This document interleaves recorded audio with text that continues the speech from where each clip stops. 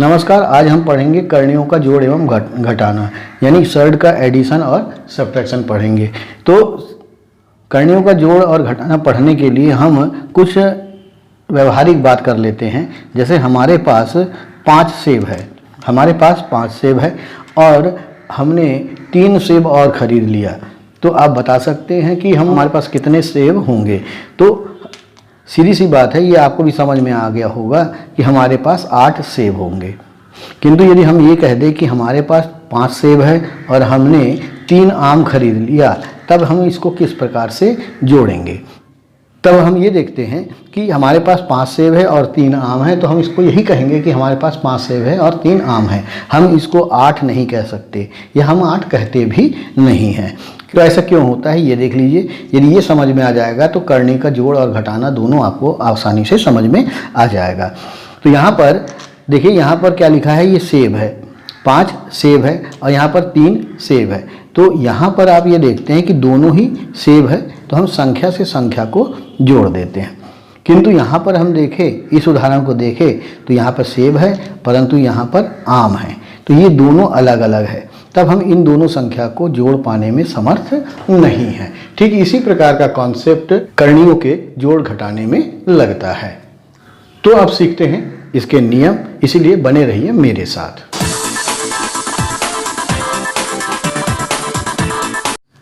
अब इसके नियम को समझते हैं।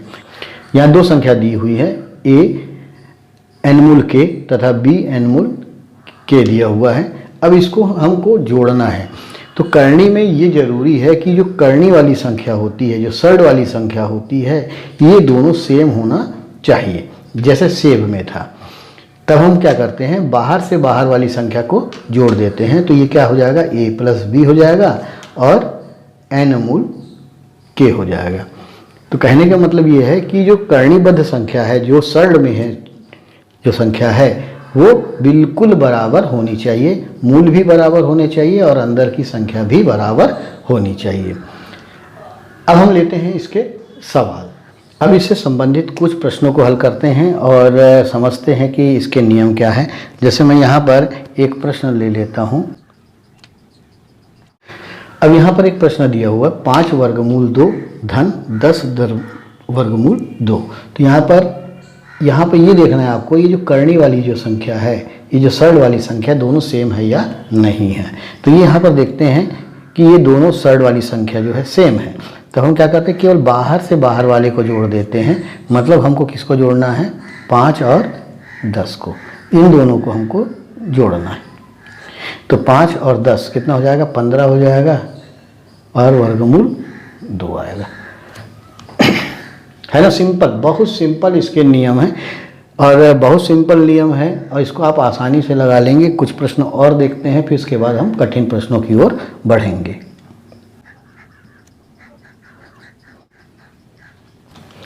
अब यहाँ पर देखते हैं ये अगले सवाल में कि यहाँ पे घनमूल 4 है, यहाँ भी घनमूल 4 है, यहाँ भी घनमूल 4 है। अब हमको क्या करना, बाहर बाहर वाली संख्या को जोड़ना है। तो बाहर बाहर संख्या कौन कौन सी है, 10 धन, यहाँ पर कितनी है, 3 और यहाँ कुछ नहीं है, इसका मतलब क्या है, यहाँ पर 1 है। ठीक है ना, यहाँ पर क्या है, 1 है, तो धन 1। अब इन तीनों को जोड़ दीजिए, आपका उत्तर आ जाएगा। तो ये कितना हो जाएगा, 10 3 13 और 1 14। तो ये कितना हो जाएगा, 14 घनमूल 4। तो इस प्रकार से हम सवालों को आसानी से लगा सकते हैं। जो प्रक्रिया जोड़ने के लिए है, एडिशन के लिए है, वही प्रक्रिया सब्ट्रैक्शन के लिए है, यानी घटाने के लिए भी होती है। अब यहाँ पर घटाना भी देख लेते हैं। नियम वही है, नियम में कोई भी परिवर्तन नहीं है। आपको केवल इतना ही देखना है कि ये करनी वाली संख्या बराबर है या नहीं है। यदि करनी वाली संख्या बराबर है तो बाहर से बाहर को जो आपको क्या करना है, घटाना है। तो यहाँ पे 25 में से 10 घटा देंगे तो सीधे सीधे कितना आ जाएगा, 15 घनमूल 2 आ जाएगा। तो इसका आंसर आ गया। तो ये बहुत सरल है क्योंकि ये छोटे सवाल है।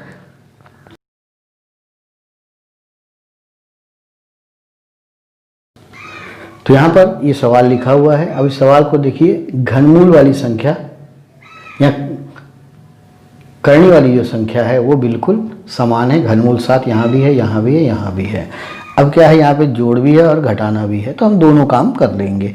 तो यहाँ पर घनमूल 7 है, यहाँ घनमूल 7 है, यहाँ घनमूल 7 है, तो बाहर की संख्या कौन कौन सी है, 4 है, धन यहाँ पर 3 है और यहाँ पर -6 है।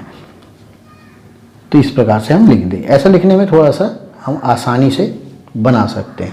अब इसको सिंपल आपको हल करना है, तो हमको ये मालूम है 4 में 3 जोड़ देंगे तो 7 आएगा और 7 में 6 घटा देंगे तो 1 आ जाएगा, तो 1 घनमूल 7 आएगा। तो दोस्तों यहाँ पर 1 लिखने की ज़रूरत नहीं है। तो इस प्रकार से इस सवाल को बहुत सरल से हल कर लेंगे। अब हम लेते हैं कुछ कठिन प्रश्न। अब यहाँ पर एक प्रश्न लिखा हुआ है 7 वर्गमूल 3 माइनस 4 वर्गमूल 3 प्लस वर्गमूल 27। तो हम यहाँ पर ये देखते हैं कि यहाँ भी वर्गमूल 3 है, वर्गमूल 3 यहाँ भी है, परंतु यहाँ वर्गमूल 27 दिया हुआ है। अब हम इसको कैसे जोड़ेंगे? तो सबसे पहले हम ये देखेंगे कि क्या वर्गमूल 27 को हम वर्गमूल 3 में बदल सकते हैं या नहीं बदल सकते। यदि आप मेरी पिछली वीडियो देखे होंगे तब आप ये समझ जाएंगे कि इसको हम किस प्रकार से मिश्र करणी के रूप में बदलते हैं। तो सबसे पहले हम ये वर्गमूल 27 को हल करते हैं। अब 27 का हम गुणनखंड करेंगे तो कितना आएगा, 3 गुणा 3 गुणा 3। इसमें देखिए इसकी जोड़ी बन गई, तो इसकी जोड़ी बन गई तो एक 3 बाहर आ जाएगा, वर्गमूल 3 अंदर रहेगा। अब आप यहाँ पर देखेंगे कि सभी करनी वाली जो संख्या वो बिल्कुल बराबर हो गई। अब इसके बाद हम पिछले मेथड के अनुसार हम इस सब सवाल को हल कर लेंगे कि वर्गमूल 3 के बाहर वाली संख्या को हमने लिख दिया 7 माइनस 4 धन 3 और ये हो जाएगा वर्गमूल 3। अब ये दोनों धनात्मक संख्या है तो ये हो जाएगा 10, ये दोनों जुड़ के हो जाएंगे 10 और इसमें से 4 को घटा देंगे तो कितना आ जाएगा, 6 आ जाएगा। तो इसका उत्तर कितना हो जाएगा, 6 वर्गमूल 3। तो यहाँ पर समझ में आ गया होगा कि यदि करनी वाली संख्या यदि बराबर नहीं है तो पहले हमको इसको बराबर करना पड़ता है। अब यहाँ पर देखते हैं हम ऐसा सवाल जिसमें करनी के अंदर मूल तो सब बराबर हैं परंतु अंदर जो संख्या सब अलग अलग हैं। तो सब संख्या अलग अलग है तो क्या अब हम इसको समान कर सकते हैं या नहीं कर सकते। तो इसको समान करने के लिए जो पिछली वीडियो में मैंने बताया था उस मेथड का हम प्रयोग करके इसको पहले समान रूप में बदलते हैं। तो आइए मैं इसका गुणनखंड करता हूं, आप भी देखिए।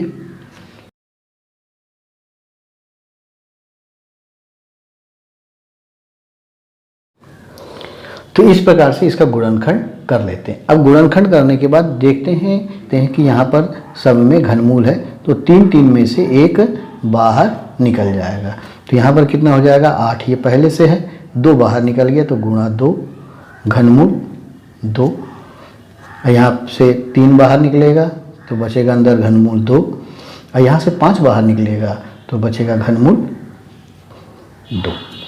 अब ये हो जाएगा 8 दूनी 16, बस इसको 16 लिखना है, बाकी सबको सेम टू सेम लिख देना है ताकि सवाल को हल किया जा सके। मैं जल्दी जल्दी लिख देता हूँ। अब यहाँ पर देखिए करनी वाली संख्या जो सर्ड वाली जो संख्या है वो बिल्कुल बराबर हो गई। अब हमको हमारा कोई काम नहीं है, केवल बाहर वाली संख्याओं को जोड़ देना है या फिर घटा देना है। तो बाहर संख्या है 16 और यहाँ पर है 3 और यहाँ पर है 5। तो इस प्रकार से घनमूल 2। अब इनको आपको हल कर देना है। ये हल बहुत आसान है, ये आप आंसर भी निकाल लिए होंगे। ये इसका मान आ जाएगा 24 घनमूल 2। तो इस सवाल को हम इस प्रकार से हल कर सकते हैं जो बेहद सरल है। अब दोस्तों उसी से मिलता जुलता सवाल, चलिए आप भी लगाइए, मैं भी लगाता हूँ। यहाँ पर देखते हैं सब में क्या है, घनमूल है और करनी के अंदर जो संख्या है, सर्ड के अंदर जो संख्या सब अलग अलग हैं। तो अलग अलग हैं तो इनका हम गुणनखंड कर लेते हैं। आप भी गुणनखंड कर लीजिए यदि आप के पास समय।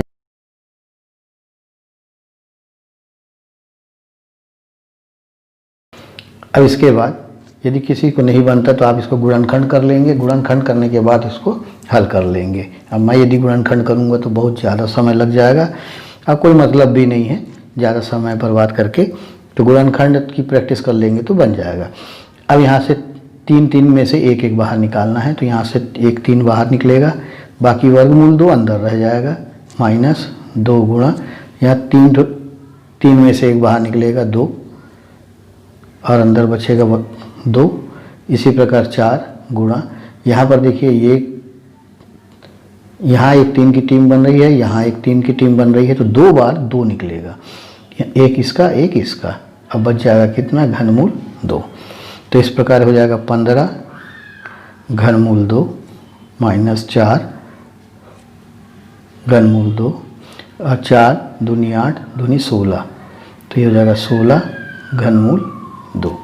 अब देखो कि यहाँ पर जो सर्ड वाली संख्या है वो बिल्कुल बराबर हो गई। अब इनको हम क्या करते हैं, बाहर वाली संख्या को लिख देते हैं।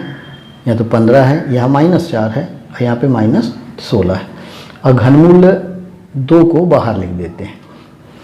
अब यहाँ पर ऋण वाली संख्या 2 है, तो इन दोनों को जोड़ के इसको घटाना है, तो -4 और -16 हो जाएगा -20, और -20 में से 15 घटा देंगे, -20 + 15 बराबर -5, तो ये हो जाएगा -5 घनमूल 2।